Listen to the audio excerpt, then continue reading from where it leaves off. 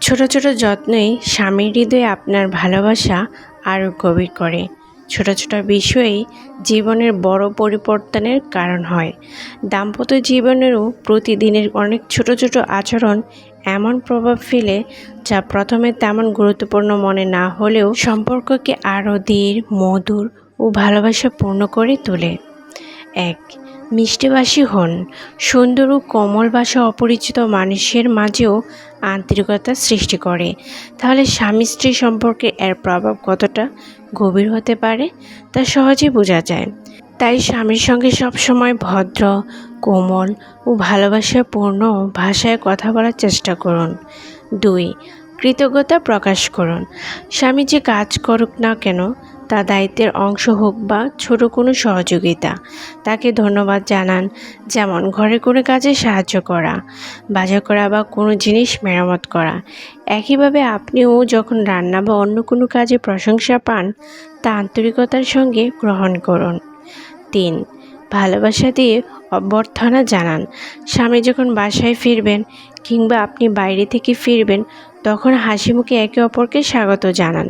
একটি আন্তরিক আলিঙ্গন দিনের ক্লান্তি অনেকটাই দূর করে দিতে পারে। ৪. সত্যবাদী হন।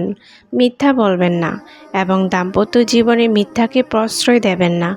সত্য ও খোলামেলা আচরণ একটি সফল ও স্থায়ী সম্পর্কের সবচেয়ে সহজ ও নিরাপদ পথ। ৫.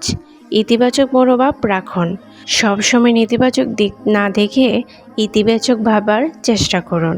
আপনার আশাবাদী মনোভাব পরিবারের অন্য সদস্যদের মাঝেও ছড়িয়ে পড়বে। ৬. স্বামীর অপছন্দের ছোট বিষয়গুলো এড়িয়ে চলুন। যেসব ছোটোখাটো আচরণ স্বামীকে বিরক্ত করে, সেগুলি সম্পর্কে জানুন এবং সম্ভব হলে তা এড়িয়ে চলুন। আপনিও আপনার অপছন্দের বিষয়গুলো সুন্দরভাবে জানিয়ে দিন। ৭. একসঙ্গে কিছু উষ্ণ সময় কাটান। ১ কাপ গরম চা বা কফি নিয়ে একসঙ্গে বসুন। পুরনো ছবি দেখুন, স্মৃতিচারণ করুন বা দুজনের পছন্দের কোনো অনুষ্ঠানে একসঙ্গে উপভোগ করুন। ৮. হাসিমুখে থাকুন। হাসি সংক্রামক। আপনার একটি আন্তরিক হাসি ঘরের পরিবেশকে আরও প্রাণবন্ত ও আনন্দময় করে তুলতে পারে। ৯. দোয়ায় স্মরণ রাখুন। নামাজ ও দোয়ায় স্বামী, সন্তান এবং পরিবারের জন্য কল্যাণ কামনা করুন। এটি ভালোবাসা ও আন্তরিকতার এক সুন্দর প্রকাশ। ১০. মনোযোগ দিয়ে শুনুন। স্বামী যখন কোনো কথা বলেন, মনোযোগ দিয়ে শুনুন এবং বোঝার চেষ্টা করুন।